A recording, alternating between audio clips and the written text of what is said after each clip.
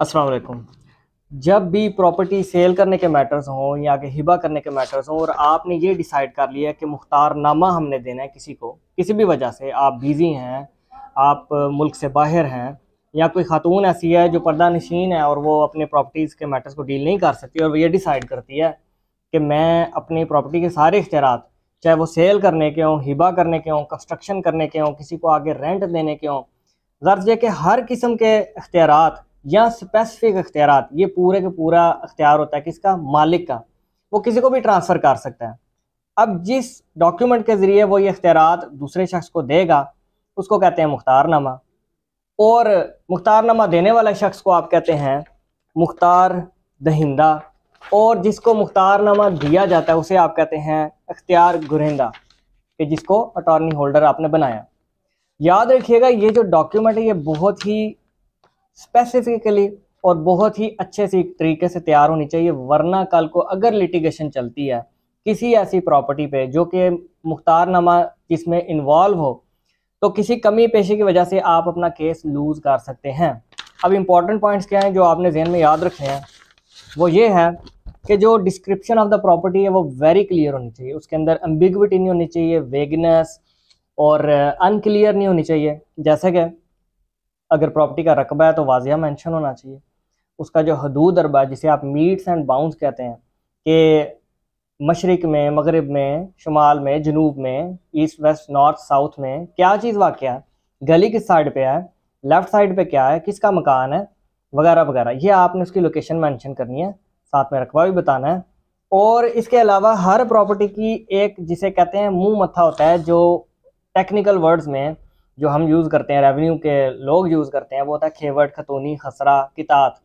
ये गलत नहीं होना चाहिए, ये ऐसी गलती है जो नाकाबिले माफ़ी है लिटिगेशन में। कल को आप कोर्ट में किसी भी शक्ल में केस अगर चलता है ऐसी प्रॉपर्टी में जिसमें मुख्तारनामा इन्वॉल्व था और प्रॉपर्टी की डिस्क्रिप्शन और मुख्तारनामा में बयान की गई प्रॉपर्टी की एक नंबरिंग भी चेंजिंग आ गई तो वो आपको बहुत भारी पड़ेगी।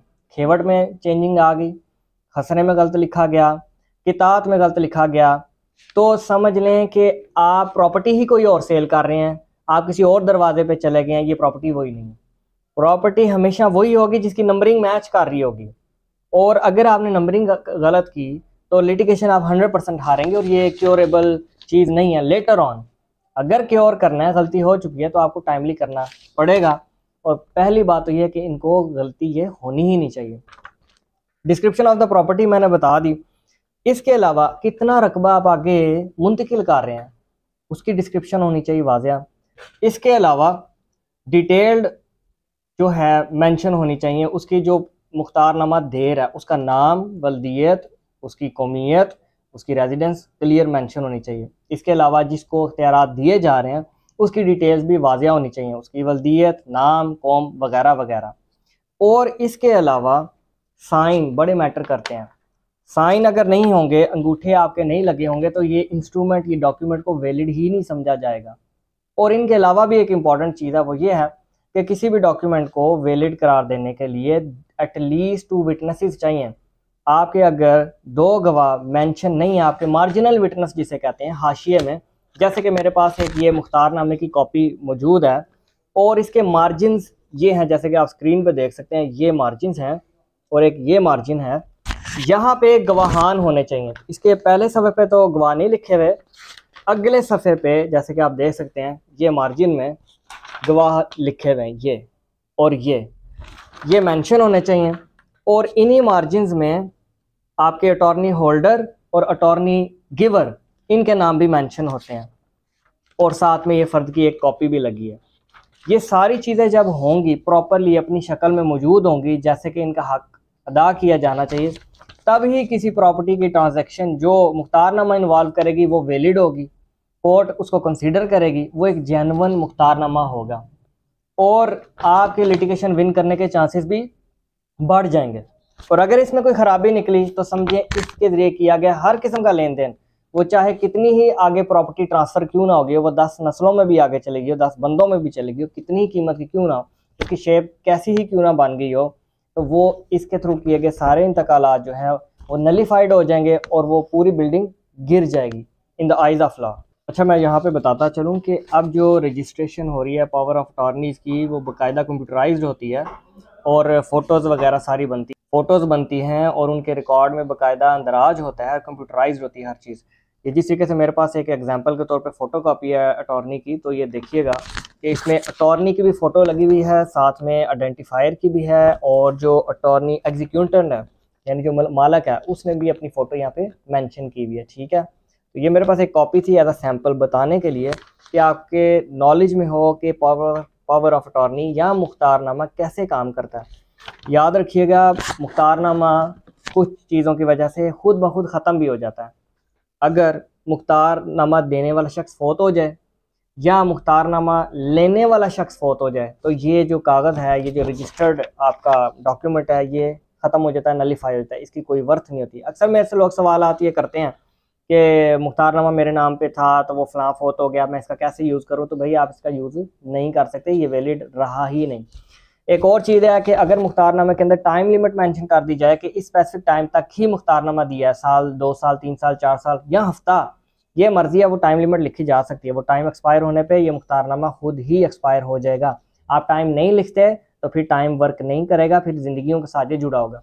इसके अलावा प्रॉपर्टी ही ख़त्म हो जाए, वो सब्जेक्ट मैटर ही ख़त्म हो जाए, तबाह हो जाए, या मालिक ने खुद बेच दिया है, या कोई ज़मीन थी जो कि दरिया खुर्द बर्द होगी, बिल्डिंग थी जो रही नहीं, तो फिर भी यानी सब्जेक्ट मैटर ना रहने पर भी ये जो मुख्तारनामा है ये अपनी वैल्यू खो देता है, इसकी कोई वैल्यू नहीं रहती। इसके अलावा अगर मुख्तारनामा देने वाला शख्स यानी मालिक प्रॉपर्टी का, वो खुद चाहे कि मैं रिवोक करना चाहता हूँ, मैं इस प्रॉपर्टी की जो अख्तियारात अगले बंदे को दिए, मुझे ट्रस्ट नहीं रहा, या जो भी मामला है, अब मैं अपने मामला खुद देख सकता हूँ, तो तब वो खुद रिवोक कर सकता है। रिवोक का मतलब है कैंसिल करवाना। वो सेम प्रोसीजर के जरिए सेम डिपार्टमेंट जो आपका रेवेन्यू ऑफिस है उधर जाएगा और उधर जाकर एक एप्लीकेशन देगा, एप्लीकेशन के साथ एफिडेविट लगाएगा कि मैं अपनी आज़ाद मर्जी से ये वजूहत की वजह से फ़लाँ शख्स को दिए गए मुख्तारनामे को, जिसका नंबर ये है, कैंसिल करता हूँ और मैं सारे इख्तियारात वापस लेता हूँ और मैं ही खुद इसको डील करूँगा। इसके अलावा मैं आपको बताता चलूँ कि मुख्तारनामे की भी बेसिकली 2 काइंड्स हैं। अगर प्रॉपर्टीज़ की बात करें, मुख्तारनामा आम जो कि जनरल पावर ऑफ अटॉर्नी है, और दूसरा है मुख्तारनामा ख़ास जो कि स्पेसिफिक पावर ऑफ अटॉर्नी है। इन दोनों में फ़र्क क्या है?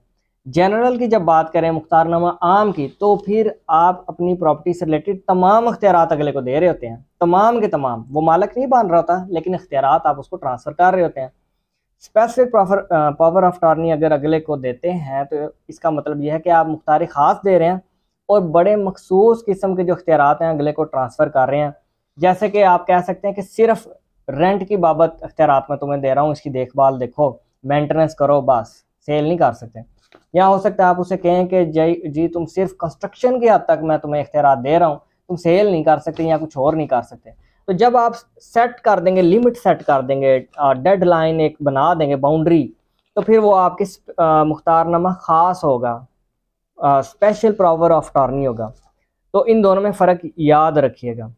और बाज़ औक़ात मुख्तारनामे आप कोर्ट में भी देते हैं कि जनाब मैं कोर्ट की प्रोसीडिंग खुद करने से आ रही हूँ, मैं नहीं पेश हो सकता, मैं बाहर रहता हूँ या मैं खातून हूँ, वहाँ पे भी आप मुख्तारनामा देते हैं। लेकिन याद रखिएगा, वो स्पेसिफिक पावर ऑफ अटॉर्नी होता है, वो सिर्फ आपकी केस की हद तक होता है, आपने मखसूस कर दिया, सेल की हद तक वो नहीं होता। तो ये वो थोड़ा सा इंट्रोडक्शन था, लोगों की मिसकंसेप्शन थी जो अक्सर सवालात इनबॉक्स में आते हैं और मैं टाइम की कमी की वजह से नहीं दे पाता। ये वीडियो जो है आपके लिए रहनुमाई है, और अपने पावर ऑफ अटॉर्नी को हमेशा अच्छे तरीके से कंस्ट्रक्ट करें ताकि बाद में आपको मसाइल ना फेस करने पड़े। Thank you very much.